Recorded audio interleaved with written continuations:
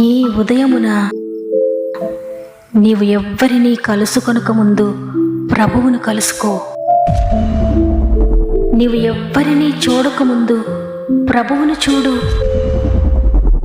నీవు ఎవ్వరితో మాట్లాడకముందు ప్రభువుతో మాట్లాడు. నీవు దేనిని వెదకకముందు ఆయన రాజ్యమును నీతిని వెదకు.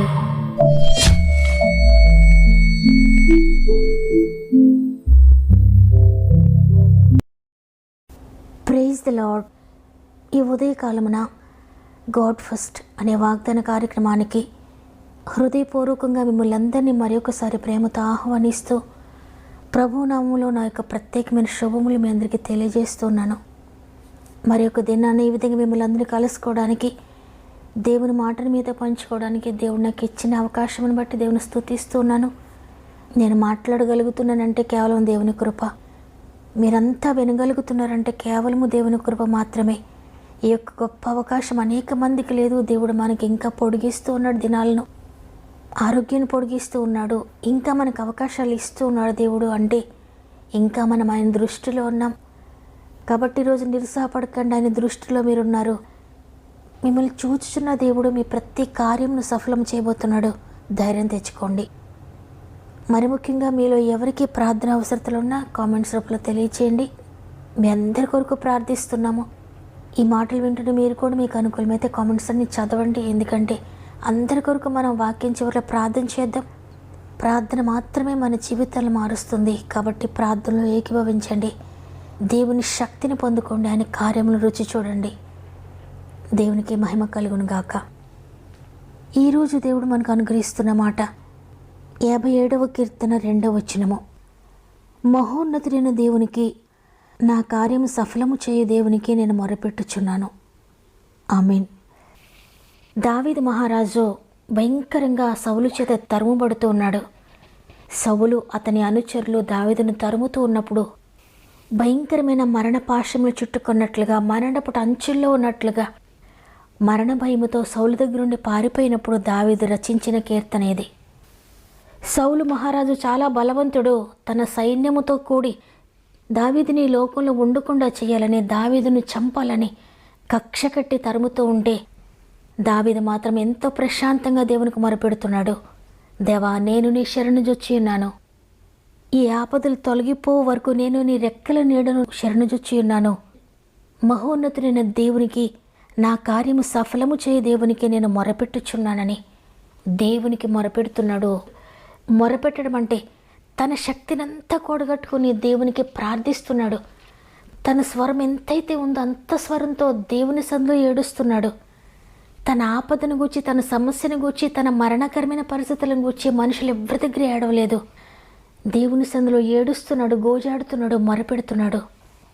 ఎందుకు తన శక్తి అంతటితో దేవుని సందులో మొరపెడుతున్నాడు అంటే దావీదుకు తెలుసు, ఆయన మాత్రమే నా కార్యము సఫలము చేయగలడు అని. ఇక ఎవరి దగ్గర మొరపెట్టుకున్నా, ఎవ్వరికి నా సమస్య చెప్పుకున్నా ఎవ్వరూ నా సమస్య తీర్చలేరు, ఎవ్వరూ నా కార్యమును సఫలము చేయలేరని దావీదు మహారాజుకు తెలుసు. తన కార్యమును సఫలము చేయగలిగిన దేవునిని ఎరిగి ఉండడం అనేది దావీదుకు కలిగిన గొప్ప భాగ్యము. అందుకే అంటున్నాడు, నేను సహాయం చేయలేని వారి కొరకు కనిపెట్టుకోవడం లేదు, నేను వినలేని వారి కొరకు కనిపెట్టడం లేదు, గ్రహించలేని వారి కొరకు కనిపెట్టడం లేదు. నేను వేచి చూచేది, నేను కనిపెట్టేది, నేను మొరపెట్టేది ఎవరికి అంటే ఇది నాకు అసాధ్యమైనది, ఇది నేను చెయ్యలేనేమో అనుకుంటున్న నా కార్యమును నాతో ఉండి పూర్తి చేసే దేవునికి. కాబట్టి ఈరోజు ఈ మాటలు వింటున్న ప్రియ సహోదరి, ప్రియ సహోదరుడా, ఈరోజు నీవు గ్రహించవలసిన విషయం ఏంటిదంటే, నీవు మొరపెట్టే దేవుడు నీ మొర్ర విని మర్చిపోయే దేవుడు కాదు. నీ విజ్ఞాపన విని సహాయం చేయలేని అసమర్థుడు కాదు. నిర్లక్ష్యం చేసే దేవుడు కాదు. బలహీనుడు కాదు ఆయన. ఆయన ఎంత ప్రేమ కలిగిన వాడో దేవుని లేఖనాల్లో చూస్తున్నాం. ఆయన ఎంత శ్రద్ధ కలిగిన దేవుడో దేవుని లేఖనాల్లో చూస్తున్నాం. ఆయన ఎంత సామర్థ్యత కలిగిన వాడో కూడా లేఖనాల్లో చూస్తున్నాం. అనేక మంది భక్తులు దేవునికి మొరపెట్టుకొని ఎటువంటి అద్భుతకరమైన కార్యములు ఆయన చేతి నుండి అందుకున్నారో మనం చూస్తూ ఉన్నాం. అందువల్ల నీ జీవితంలో ఒక కార్యం జరగాలని నువ్వు దేవునికి ప్రార్థిస్తున్న సమయంలో ఒక ప్రాముఖ్యమైన విషయాన్ని నువ్వు కలిగి ఉండాలి. అదేంటంటే అడుగు వాటి నెలను చేయగలిగిన గొప్ప దేవుడు అనే విషయాన్ని నువ్వు గుర్తించాలి. నీవు ప్రార్థించే దేవునిపైన ఎటువంటి మనసు ఉంది నీకు? ఆయన చెయ్యగలడా అని అనుకుంటున్నావా, లేక చెయ్యగలడు అని అనుకుంటున్నావా? సామర్థ్యత కలిగిన ప్రభువు అని ఉందా, లేక సామర్థ్యత ఉందా అనే సందేహం నీకుందా? ఏమైనా సందేహము నీ మనసులో ఏ మూలనైనా ఉంటున్నట్టయితే, సర్వశక్తిమంతుడిగా ఆయన ఏదైనా చేయగలిగిన వాడుగా నీ హృదయంలో నువ్వు విశ్వసించడానికి విశ్వాసమునకు కర్తయు దాన్ని కొనసాగించువాడా, నీవు చేయగలవని విశ్వాసం నాలో పుట్టడం లేదయ్యా. నీవున్నావని నాకు అర్థమవుతూ ఉంది. నువ్వు సర్వశక్తి కలిగిన వాడవు అని నాకు అర్థమవుతూనే ఉంది. అనేక మంది జీవితాల్లో నువ్వు చేసిన కార్యం నేను చూస్తూనే ఉన్నాను. అనేక సంవత్సరాలుగా బైబిల్ గ్రంథంలో అనేక మంది జీవితాలు మీరు చేసిన కార్యములన్నీ నేను చదువుకుంటున్నాను. కానీ అదే విధమైన కార్యం నా జీవితంలో చేయగలవని నేను నమ్మలేకపోతున్నాను. బలహీనుడను ప్రభువా, బలహీనురాలను తండ్రి. గనుక నేను విశ్వసించడానికి విశ్వాసమునకు కర్త నీపై ఆధారపడుతున్నాను. నా అవిశ్వాసమును పారద్రోలయ్యా, నాకు విశ్వాసాన్ని పుట్టించండయ్యా అని నువ్వు అడిగితే నమ్మడానికి కూడా తన శక్తిని, తన బలాన్ని నీకు అనుగ్రహిస్తాడు. ఆనాడు గ్రుడ్డివాడు కూడా, నీవు తప్ప నా కార్యం సఫలము చేయగలిగిన దేవుడు ఎవ్వరూ లేరు, నాకు తిరిగి చూపునిచ్చే వారు ఈ లోకంలో ఎవ్వరూ లేరు, నాకు స్వస్థతనిచ్చేవారు ఎవరూ లేరు అని ప్రభువుని దాటిపోనివ్వకుండా, దావీదు కుమారుడా నన్ను కరుణించు, నన్ను దాటిపోవద్దయ్యా, నన్ను కరుణించండి అయ్యా అని గట్టిగా అరుస్తున్నాడు. తన శక్తి అంతటితో ప్రభువుని పిలుస్తున్నాడు. హృదయం అంతటితో విశ్వసించాడు. ఆయన దాటిపోతే నాకు కార్యం జరగదు, ఆయన దాటిపోతే నేను చూడలేను, నా జీవితం అంతా ఈ గ్రుడ్డితనంతో ముగించాలని పట్టుదలతో గట్టిగా మొరపెట్టుకుంటున్నాడు ప్రభువుకు. నిజంగా ఎవ్వరి మొరను త్రోసివేయని ప్రభువు దాటి వెళ్ళలేకపోయాడు. ఆయన్ని ఆగిపోయే గ్రుడ్డివానికి చూపును అనుగ్రహించాడు. ఈరోజు ఈ మాటలు వింటున్న నీవు ఎవరైనా సరే, నీ శక్తి, నీ సామర్థ్యత, నీ బలము, నీ భక్తి కాదు కార్యం చేసేది. ఆయన ప్రేమను బట్టి, ఆయన దయను బట్టి, ఆయన కనికరమును బట్టి తప్పక నీ జీవితంలో జరిగిస్తాడు.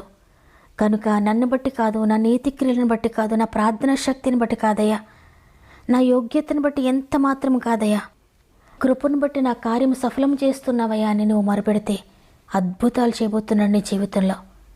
నీవెటువంటి పరిస్థితిలో ఉన్నా కూడా, ఎంతగా దేవునికి దూరం అయిపోయినా, దేవునిపై అలిగినా, నువ్వు ఎలా ఉన్నా ఒక్కసారి తిరిగి ఆయన దగ్గరకు రా. ఇంతవరకు నా కార్యం కొరకు అనేక మంది చుట్టూ తిరిగానయ్యా, కానీ ఎవరి దగ్గర నాకు సహాయం దొరకలేదు, ఎవరు నా కార్యం సఫలం చేయలేదు. ఇప్పుడు నీవు మాత్రమే నా కార్యం సఫలం చేయగలవని తిరిగి నీ దగ్గరకు వస్తున్నానయ్యా అని నీ సమస్యలు, నీ బాధలు, నీ కష్టాలు అన్నీ ఆయన పాదాల దగ్గర పెట్టు. ఒక్కసారి యేసయ్యా అని పిలవండి. ఆ మాట పలకడానికి నేను యోగ్యుడని కాదు, నిన్ను పిలవడానికి యోగ్యురాలను కాదు, అయినప్పటికీ అర్హత లేని నాకు అర్హతనిచ్చావయ్యా, తండ్రి అని పిలిచే యోగ్యతనిచ్చావు. తిరిగి నేను నీ దగ్గరకు వస్తున్నానయ్యా, నన్ను అంగీకరించండి అని యేసయ్యను ఒక్కసారి పిలుద్దామా? అందరం హృదయపూర్వక మీరు ఎంత గట్టిగా పిలవగలరో, ఎంత స్వరంతో మీరు మొరపెట్టుకోగలరో ప్రభువుకు మొరపెట్టండి. ప్రభువును పిలవండి. యేసు, నీకు అసాధ్యమైనది ఏదీ లేదయ్యా, ఏదైనా చేయగలిగిన శక్తి నీకుంది తండ్రి. ఇంతవరకు నిన్ను విడిచిపెట్టి నేను దూరం అయిపోయాను, నన్ను క్షమించండి, తిరిగి నన్ను చేర్చుకోండి అయ్యా అని యేసయ్యని గట్టిగా పిలుద్దాం. హృదయం అంతటితో పిలవండి, స్వరం అంతటితో పిలవండి. యేసయ్యా, యేసయ్యా, నీకే నీకే సాధ్యము, ఏదైనా చేయగలవు, స్థితి మొత్తం మార్చగలవు, నీ నామముకి మహిమంతా తెచ్చుకుందువు. ఏదైనా చేయగలవు, స్థితి మొత్తం మార్చగలవు, నీ నామముకి మహిమంతా తెచ్చుకుందువు.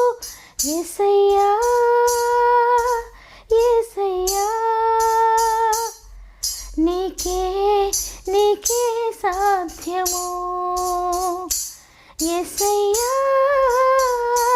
యేసయ్యా,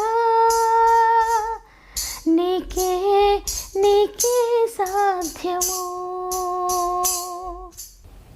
తండ్రి నీకు వందనాలు, పరిశుద్ధాత్ముడా నీకు వందనాలు. మేము హృదయం అంతటితో నిన్ను పిలుస్తున్నామయ్యా. ఈరోజు మా శక్తి అంతటితో నిన్ను పిలుస్తున్నాం. యేసు మా మధ్యలోనికి దిగిరండి, పరిశుద్ధాత్ముడు మా మధ్యలోనికి దిగిరండి. అయ్యా, నీవు తప్ప మాకు వేరే ఆధారం లేదు. మా కార్యం సఫలం చేయగలిగిన సమర్థుడవు నీవు మాత్రమే తండ్రి. ఈరోజు ఎంతమంది నీపై ఆధారపడుతున్నారో వారందరినీ కూడా ఇప్పుడే మీరు మూడుతున్నారని, ఇప్పుడే వారందరి జీవితాల్లో జోక్యం చేసుకుంటున్నారని, వారి పరిస్థితులన్నింటినీ కూడా మార్చగలిగిన శక్తి నీకు మాత్రమే ఉందని, వారి చరిత్రలు మార్చే శక్తి నీకుందని నీ దగ్గరికి వస్తున్నాను తండ్రి. అయ్యా, నిజంగా ఎంతమంది మొరపెడుతున్నారో, నీపై పూర్తిగా ఎంతమంది ఆధారపడ్డారో, వారందరి జీవితాలు ఏ కార్యంలో అయితే ఆగిపోయాయో, ఏ పరిస్థితి వారిని కృంగదీస్తూ ఉందో, ఏ రోగము వారిని బాధిస్తూ ఉందో, ఏ బాధ చేత వారు ఉన్నారో, ఏ గుండె బరువుతో ఉన్నారో, ఏ శక్తిహీనతతో ఉన్నారో, ఏ నిస్సహాయ స్థితిలో ఉన్నారో తండ్రి, ప్రతి ఒక్కరిని జ్ఞాపకం చేసుకోండి అయ్యా. ఎంతోమంది సమస్యలు ఉండి వారి సమస్యలు తెలియజేస్తున్నారు కామెంట్ రూపంలో. ప్రతి కామెంట్ మీద యేసు రక్తం ప్రోక్షిస్తున్నానయ్యా. ప్రతి ఒక్కొక్కరిని కూడా బలమైన చేతికి అప్పగించుకుంటున్నాను. దావీదు కుమారుడు నన్ను కరుణించని పిలిచినప్పుడు దాటి వెళ్ళలేకపోయావయ్యా. ఈరోజు కూడా ఎంతమంది నిన్ను పిలుస్తున్నారో, ఎంతమంది తండ్రి అని పిలుస్తున్నారో, ఎంతమంది యేసయ్యా అని పిలుస్తున్నారో, ఎంతమంది నీవు తప్ప ఆశ్రయం లేదని కన్నీటితో మొరపెట్టుకుంటూ వారి పాపాలకు పశ్చాత్తాపడుతూ నీపై ఆధారపడుతున్నారో, వారందరి జీవితాలు మీరు అద్భుతం చేస్తున్నందుకు, వారు ఏ పాపంను విడిచిపెట్టాలని ఏడుస్తూ ప్రార్థిస్తున్నారు, ఏ వ్యసనాలను విడుదల పొందుకోవాలని ప్రార్థిస్తున్నారు, ఏ పడిపోయిన స్థితిలో నుండి విడుదల పొందాలని, లేవనెత్తబడాలని కోరుకుంటూ ప్రార్థిస్తున్నారో, ఏ వ్యాధుల నుండి లేవనెత్తబడాలని ప్రార్థిస్తున్నారో, ఏ సమస్యతో నలిగిపోతూ ప్రార్థిస్తున్నారో, ఏ బంధకాల్లో ఉన్నారో, వారి కుటుంబం ఎక్కడ నలిగిపోతుందో ప్రతి విషయంలో కూడా మీరు అద్భుతం చేస్తున్నందుకు వందనాలు చెల్లిస్తున్నానయ్యా. తండ్రి, మానసికంగా నలిగిపోతున్న వారిని లేవనెత్తండి, ఆర్థికంగా పడిపోయిన వారిని లేవనెత్తండి అయ్యా, అప్పుల్లో కూరుకుపోయిన వారిని లేవనెత్తండి తండ్రి, అనారోగ్యంతో మంచం పట్టిన వారిని లేవనెత్తండి అయ్యా, ఐసీయూలో ఉన్న వారిని లేవనెత్తండి, విచ్ఛిన్నమైపోయిన కుటుంబాలను లేవనెత్తండి అయ్యా, విడిపోయిన భార్య భర్తను తిరిగి కలపండి, ఉద్యోగ సమస్యలన్నింటిని విడిపించండి, వ్యాపారంలో తోడుగా ఉండండి, వ్యవసాయంలో తోడుగా ఉండండి, చేతి పనులను దీవించండి అయ్యా. కోర్టు కేసెస్ అన్నీ కొట్టువేయబడుతున్నాయని నమ్ముచున్నాను. గర్భఫలం లేని బిడ్డలందరి గర్భంలో తెరవండి తండ్రి. వారి చరిత్రలు మార్చే శక్తి నీకుంది, వారి బ్రతుకుల్లో అద్భుతాలు చేసే శక్తి నీకుంది. ఎంతమంది ఉద్యోగుల కొరకు ఎదురు చూస్తున్నారు, అద్భుతం చేస్తున్నందుకు వందనాలు. స్వంత గృహాలు లేని బిడ్డలందరికీ అద్భుతకరమైన గృహాలు దయచేస్తున్నందుకు వందనాలు. ఈ దినం ప్రారంభిస్తూ ఉండగా రోజంతా ఆత్మీయ కుటుంబం అంతటికీ తోడేయండి. వారు ఎక్కడికి వెళ్తున్నారో నీకు తెలుసు. వారి ప్రయాణాలు, వారి ప్రయత్నాలు, వారి పనులు అన్నిటిలో కూడా మీరు తోడుగా ఉండి జయకరంగా ఈ దినమును ముగించడానికి మీరు సహాయం చేస్తున్నారని నమ్మి యేసయ్య పరిశుద్ధమైన నామములు అడిగి వేడుకొంచున్నాను తండ్రి, ఆమెన్. ఈరోజు ఈ వాగ్దానాన్ని విన్న ప్రియ చెల్లి, ప్రియ తమ్ముడు, నీ కార్యం సఫలం చేయగలిగిన దేవుడు ఈరోజు నీకున్నాడు. భయపడకు. నీ భారమంతా ఆయనపై నీ కార్యం సఫలం చేయబోతున్నాడు. ఈ వాగ్దానం నా కొరకే అని వారందరూ తప్పక ఆమెనని కామెంట్ చేయండి. మీ ఇష్టాన్ని తెలియజేస్తూ తప్పకుండా వాగ్దానాన్ని లైక్ చేయండి, అనేక మందికి షేర్ చేయండి. దేవుని చిత్తమైతే తిరిగి రేపు అందరం కలిసి ఆయనను స్తుతిందాం. అంతవరకు ప్రభు మీకు, మీ కుటుంబాలకు తోడేండి నడిపించును గాక. God bless.